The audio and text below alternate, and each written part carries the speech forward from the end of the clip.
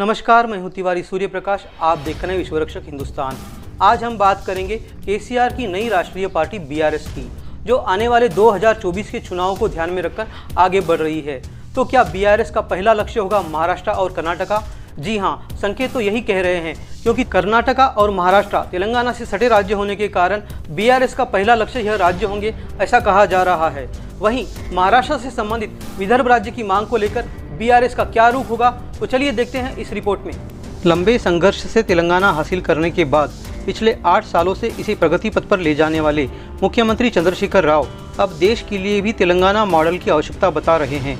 इसी आधार पर उन्होंने अपनी क्षेत्रीय पार्टी तेलंगाना राष्ट्र समिति को राष्ट्रीय पार्टी भारत राष्ट्र समिति के रूप में परिवर्तित कर दिया है।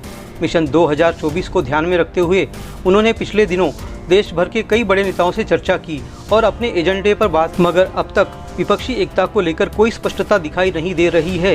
इसके बावजूद केसीआर ने अपनी रणनीति को आगे बढ़ाते हुए राष्ट्रीय पार्टी की घोषणा कर दी है और अब ये स्पष्ट संकेत मिल रहे हैं कि उनकी पार्टी का पहला टारगेट पड़ोसी राज्य महाराष्ट्र और कर्नाटक होंगे।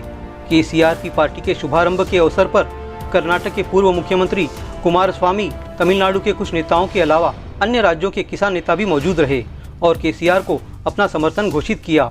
कर्नाटक के संदर्भ में कुमारस्वामी ने स्पष्ट कर दिया है कि वे केसीआर की नई पार्टी के साथ मिलकर काम करने के लिए तैयार है। वहीं महाराष्ट्र में विपक्षी दल शिवसेना और एनसीपी की फिलहाल कांग्रेस से दोस्ती है। ऐसे में केसीआर को लेकर उनका रुख फिलहाल साफ नहीं है, मगर केसीआर की योजना है कि तेलंगाना से सटे महाराष्ट्र के चंद्रपुर, गढ़चिरौली को टारगेट किया जाए, क्योंकि इन सीमावर्ती क्षेत्रों से तेलंगाना के लोगों से अच्छे संबंध है। इस लिस्ट में नांदेड़ भी शामिल है।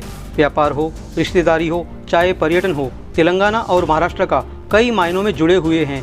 ऐसे में इन क्षेत्रों में अपनी पकड़ मजबूत करने के लिए केसीआर की बीआरएस तैयारी में जुट गई है।